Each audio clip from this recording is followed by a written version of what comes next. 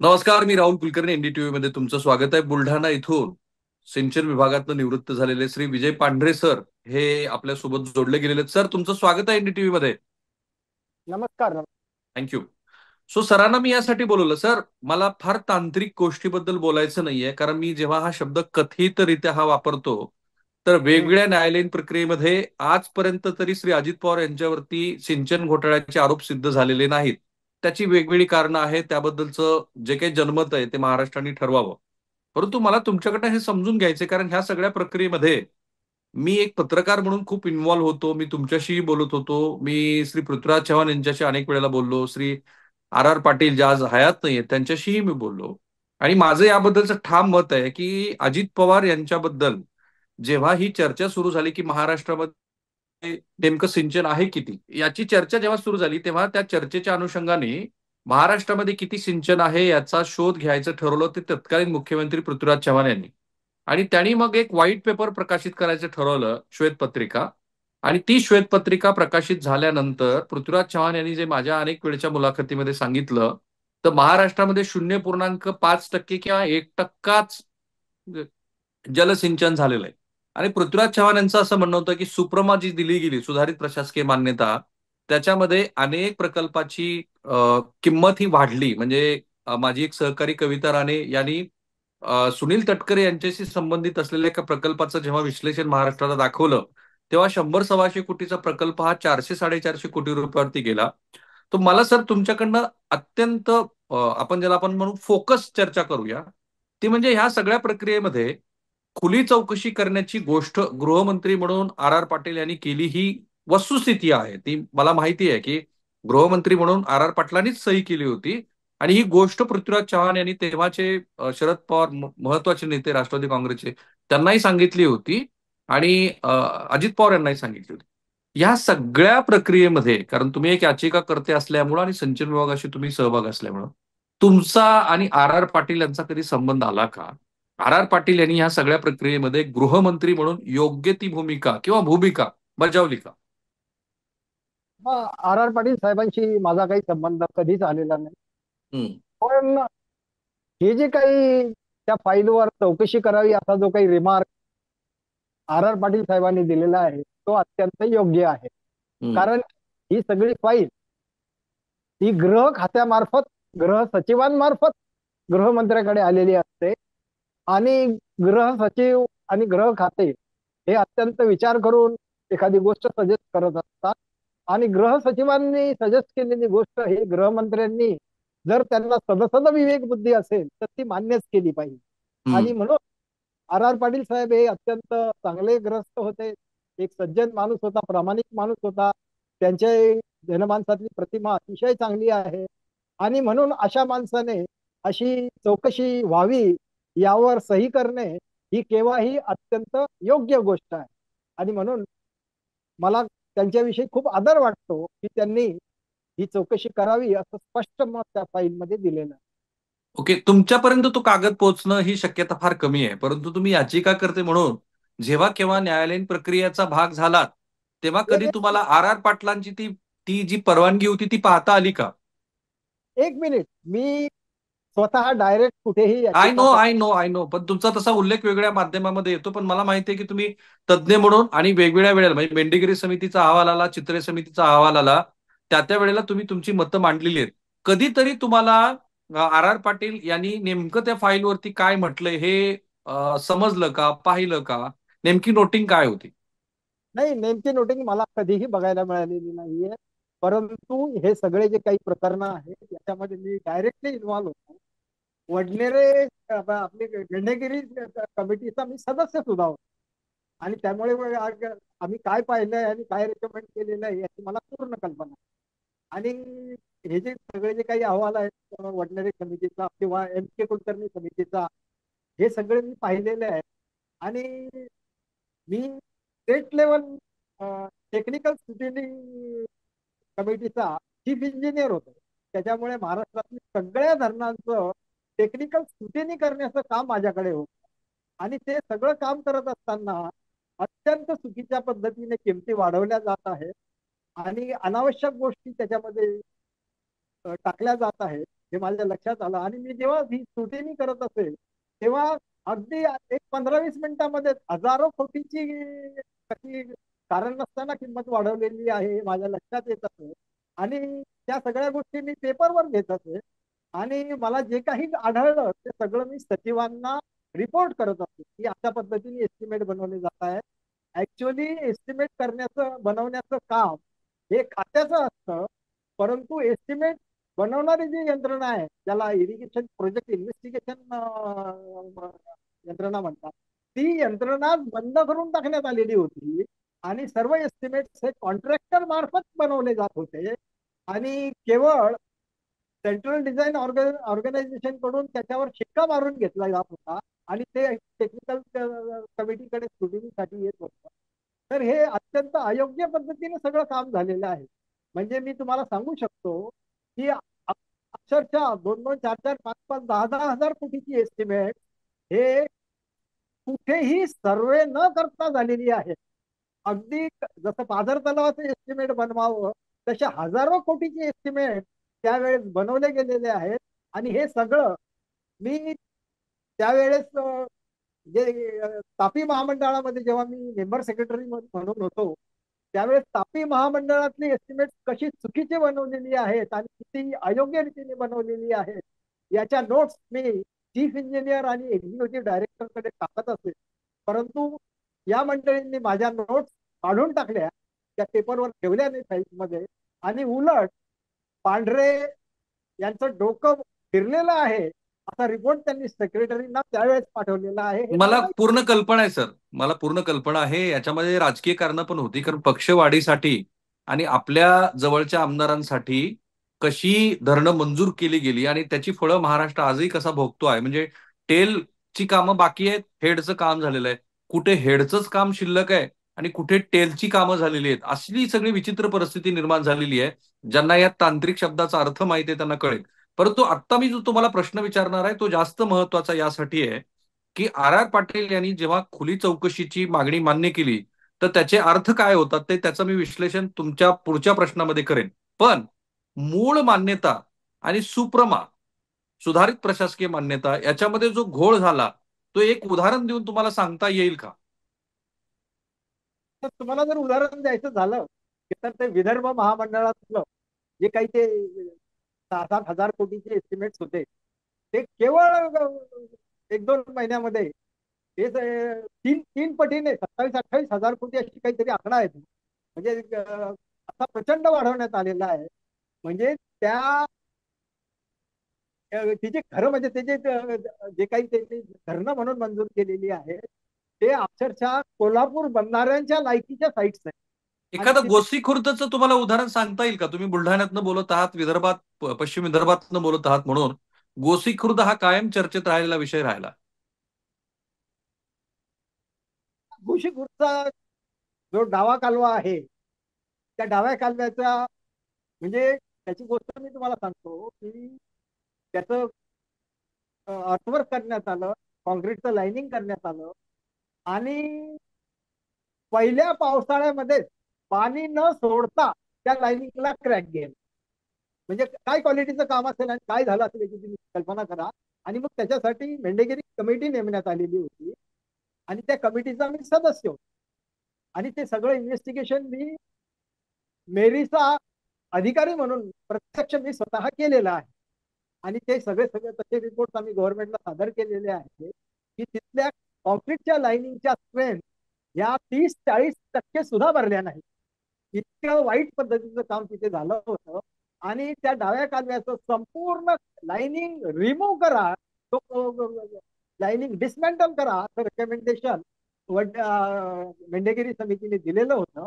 ते गव्हर्नमेंटने ऍक्सेप्ट केलेलं आहे. पण त्याचं पुढे काय झालं याची काही मला कल्पना नाही.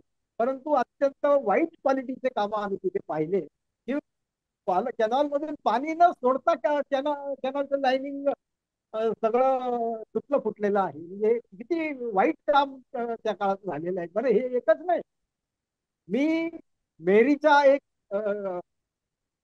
मुख्य अधिकारी ज्याच्या माझ्याकडे सगळं क्वालिटी कंट्रोल होतं. मी पूर्ण राज्याचा क्वालिटी कंट्रोलचा चीफ इंजिनियर होतो. आणि संपूर्ण राज्यामध्ये काय चालू आहे याच्याकडे मला संपूर्ण लक्ष होतं आणि मला जे काही आढळलं ते मी गव्हर्नमेंटला रिपोर्ट केलेलं आहे. म्हणजे त्यावेळेस जी काही महाराष्ट्रामध्ये कोलग्राउटची धरणं बांधणं सुरू होतं, ते कोलग्राउटचं जे सॅम्पल आम्ही धरणामधून काढतो, ते इतकं मोठं सॅम्पल असतं की त्याचं वजन 25 क्विंटल असतं. 3-4 फूट उंचीचं ते सॅम्पल असतं आणि ते ऍक्च्युअली आम्ही ड्रिल करून काढतो आणि त्याचं टेस्टिंग आम्ही आमच्या लॅबोरेटरीमध्ये करतो. इतकं मोठं सॅम्पल टेस्ट करणारी कोणतीही मशीन भारतात दुसरीकडे उपलब्ध नाही, ती फक्त मेरीमध्ये उपलब्ध आहे. आणि त्या सगळ्या संपूर्ण महाराष्ट्रामधील ते जे काही टेस्टिंग आहे त्याचं जे काही रिझल्ट आहेत आणि आम्हाला त्याच्यातले किती टक्के सॅम्पल हे आमच्या क्रायटेरियाला सॅटिस्फाय होत नाहीत, हे मी गव्हर्नमेंटला कळवलेलं आहे. आणि मी फाईन. तुम्हाला सांगू इच्छितो की आम्ही जे काही टेस्ट सॅम्पल्स केले होते त्याच्यातले 80% सॅम्पल फेल झाले होते. बरोबर आहे. आणि याची चर्चा तेव्हाही झाली होती, परंतु आर आर पाटील यांनी खुल्या चौकशीला परवानगी दिली, त्याचे किती अर्थ होतात सर? काय असतं की जेव्हा गृहमंत्री खुल्या चौकशीला परवानगी देतो तेव्हा कुणीही, म्हणजे विजय पांढरेंसहित महाराष्ट्रात कोणताही व्यक्ती हा गृहमंत्र्याकडे, म्हणजे जिथे कुठे चौकशी सुरू आहे तिथे जाऊ शकतो आणि तो जाऊन पुरावे देऊ शकतो. काय झालं होतं की त्या काळामध्ये मंत्रालयात एक चर्चा सुरू होती की सुधारित प्रशासकीय मान्यता सुप्रमा देत असताना मूळच्या प्रकल्पाच्या किमतीमध्ये इतका बदल केला गेला, इतके वारेमाप किमती त्याच वाढल्या. आणि तेव्हा चर्चा अशी होती की 20% कमिशन घेतलं, 30% कमिशन घेतलं, 40% कमिशन घेतलं, आपल्याच जवळच्या माणसाला दिलं. आता मला तुम्हाला एक वेगळा प्रश्न या अनुषंगाने असा विचारायचा आहे की जेव्हा खुली चौकशी सुरू झाली तेव्हा तुम्ही खात्याअंतर्गत दिलेले अहवाल वगळता, कारण तुम्ही खात्यात तेव्हा होता त्यामुळे ती शक्यता किती आहे, तुम्ही तसं केलं का प्रवाहाच्या बाहेर जाऊन? तुम्ही कधी व्यक्तिशः आर आर पाटील किंवा श्री पृथ्वीराज चव्हाण यांना भेटलात का? कधी त्यांच्या कानावरती घातलं का? किंवा कधी तुमच्या असं लक्षात आलं का की तुम्ही जे अहवाल दिलेले आहेत हे या वरिष्ठ मंडळींनी वाचलेत? हे बघा, एक चीफ इंजिनियर म्हणून माझे डायरेक्ट जे सुपिरियर असतात ते सचिव असतात आणि सचिवांच्या कानावर ही मी गोष्ट एकदा दोनदा नाही 8-10 वेळा घातलेली आहे. तसे मी लेखी पत्र दिलेले आहेत.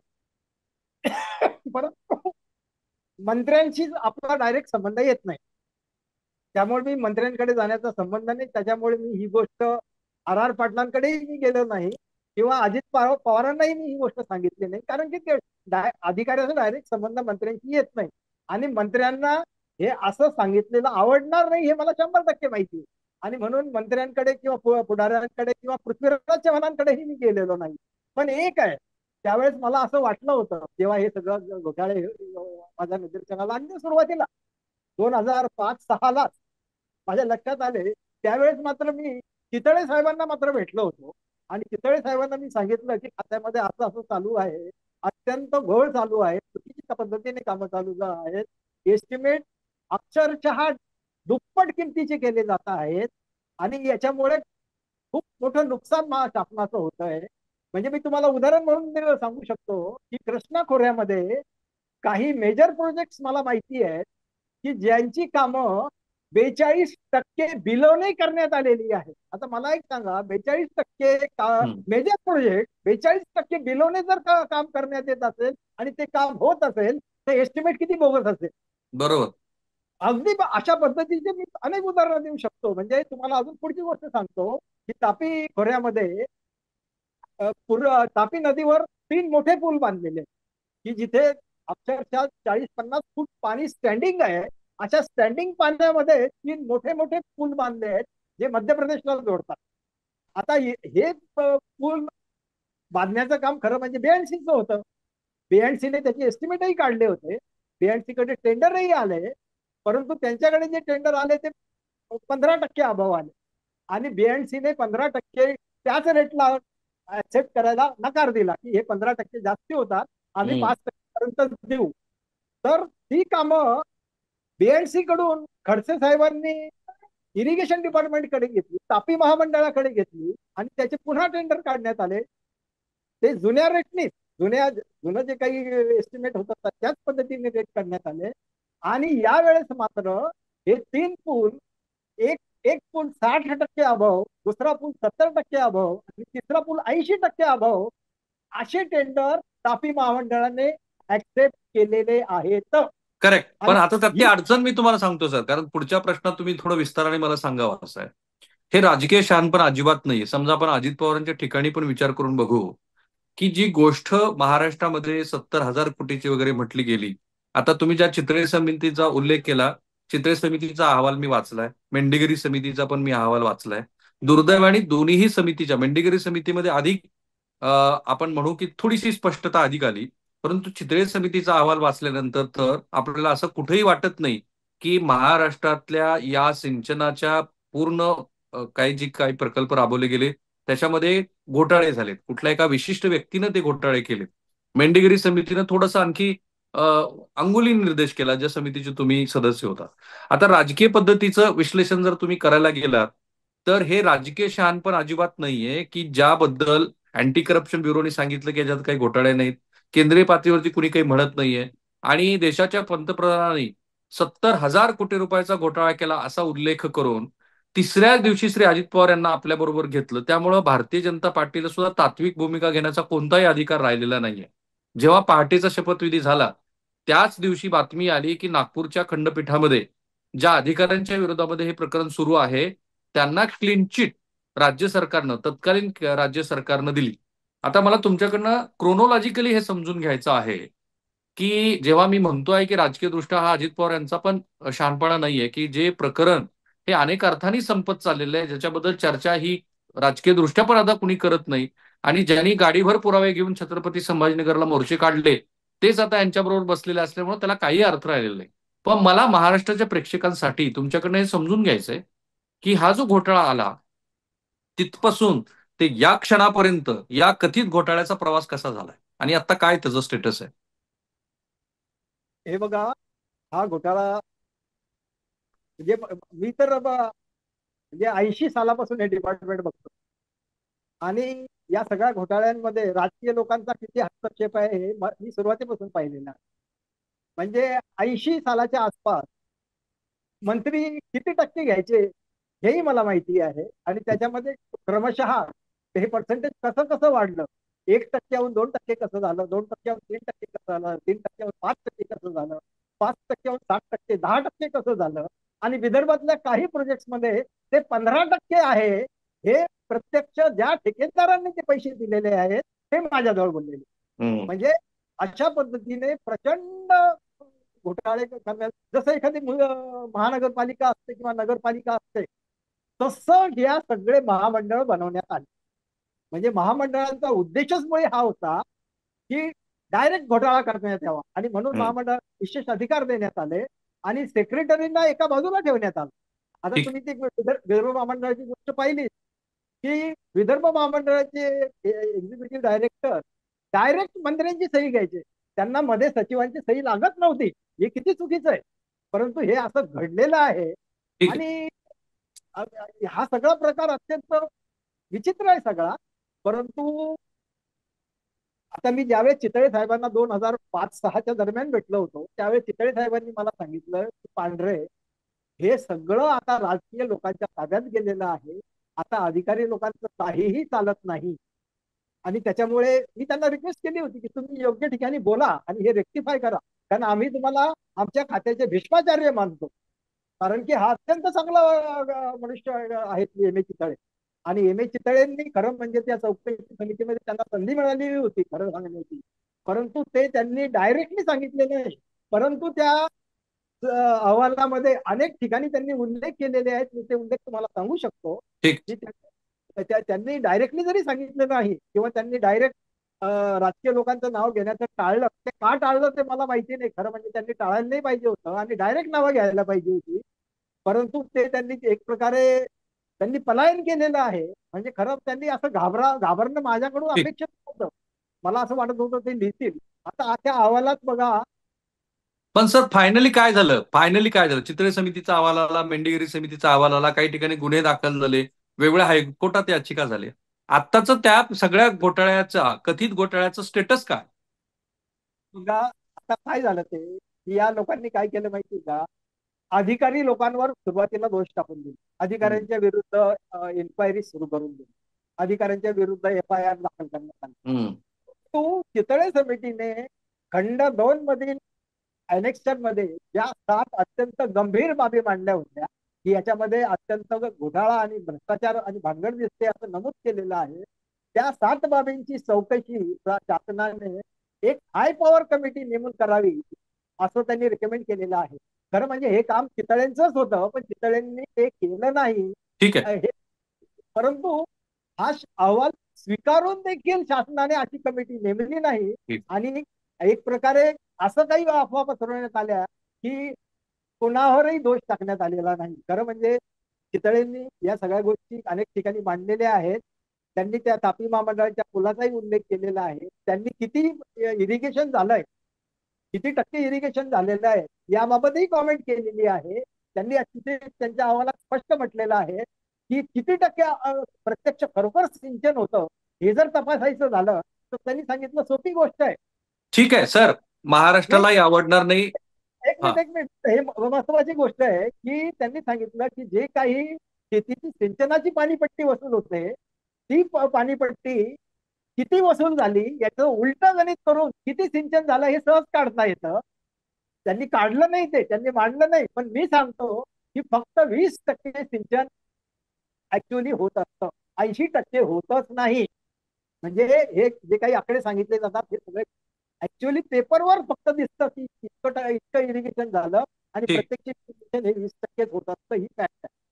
तुम्हालाही मलाही न आवडणारी गोष्ट म्हणजे याची परिणिती काय झाली, तर या घोटाळ्यामध्ये या क्षणापर्यंत एकही अधिकारी दोषी झालेला नाही. ना श्री अजित पवार यांच्यावरती दोषारोपण झाले. मधल्या काळात एवढ्याच बातम्या आल्या की अमक्या प्रकरणामध्ये हे अधिकारी दोषी सापडले, पण प्रत्यक्षामध्ये काही झालं नाही. पण याचे राजकीय परिणाम फार मोठे झाले आणि त्याच्यामध्ये R. R. पाटील यांनी केलेली सही फार महत्वाची ठरली. याचे राजकीय परिणाम काय झाले, तर पृथ्वीराज चव्हाण यांचं सरकार हे राष्ट्रवादी काँग्रेसनं पाठिंबा काढून घेतल्यामुळं पडलं आणि महाराष्ट्रामध्ये अनेक वर्षानंतर राष्ट्रपती राजवट लागू झाली. पृथ्वीराज चव्हाण यांच्याबद्दलचे जे आक्षेपाचे मुद्दे होते की त्यांनी शिखर बँकेतल्या घोटाळ्याला चालना दिली, म्हणजे घोटाळा रोखण्याला चालना दिली आणि त्यायोगे राष्ट्रवादी काँग्रेसची बदनामी केली. याचे राजकीय परिणाम असे झाले की त्याही घोटाळ्यामध्ये अजित पवार आणि याही घोटाळ्यामध्ये अजित पवार अशा पद्धतीची चर्चा महाराष्ट्रामध्ये घडली. आणि अजित पवार म्हणतात त्यात अगदीच तथ्य नाही असं नाही. अर्थात ही काय अजित पवारांची भलामण नाहीये.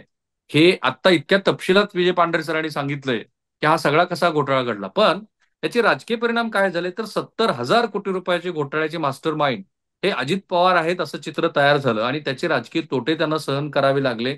या क्षणापर्यंत कुठल्याही राजकीय पक्षानं, जे तेव्हा विरोधी पक्षात होते त्यांनी, आणि ते तेव्हा त्यांच्याबरोबर होते पण नंतर सातत्यानं विरोधी भूमिका घेत होते त्यांनी, अशा कुठल्याही मंडळींनी अजित पवार यांची थरो चौकशी करून त्यांच्यावरती कोणतेही गुन्हे सिद्ध केले नाहीत. त्यामुळे या क्षणाला अजित पवार जे म्हणतात ते बरोबर आहे की त्यांच्या विरोधामध्ये कोणतेही गुन्हे सिद्ध झालेले नसल्यामुळं केवळ त्यांना राजकीय तोटा सहन करावा लागला. महाराष्ट्राचं दुर्दैव आहे की महाराष्ट्राची राजकीय भूस्थिती बघता 20%च्या पुढे सिंचन जाऊ शकत नाही. पण जे काही आहे ते करत असताना सुद्धा किती धरणांच्या किमती वाढवल्या गेल्या, कशी महाराष्ट्राची लूट झाली, हे विजय पांढरे सरांनी इतकं इत्थंभूत सविस्तरपणे सांगून सुद्धा विजय पांढरेच कसे वेडे आहेत असा महाराष्ट्राला मेसेज दिला गेला, विच वॉज व्हेरी रॉंग. मला सिंहासन चित्रपटाची आठवण येते सर. दिनू रणदिवे नावाचे पत्रकार असतात आणि त्याचा जो शेवट आहे तशा पद्धतीचा शेवट या घोटाळ्याच्या अनुषंगाने महाराष्ट्रानं बघितलाय, बघतो आहे. पण आता या क्षणाला तासगाव मधून श्री अजित पवार यांनी जे काही भाष्य केलं त्या निमित्ताने R. R. पाटील, अजित पवार यांचे संबंध आणि पृथ्वीराज चव्हाण यांच्याबद्दलची चर्चा झाली. एवढंच या घोटाळ्याचं आत्ताचं फलित आहे. सर धन्यवाद, खूप खूप आभारी आहे मी तुमचा. बराच वेळ दिला तुम्ही. नमस्कार. थँक्यू.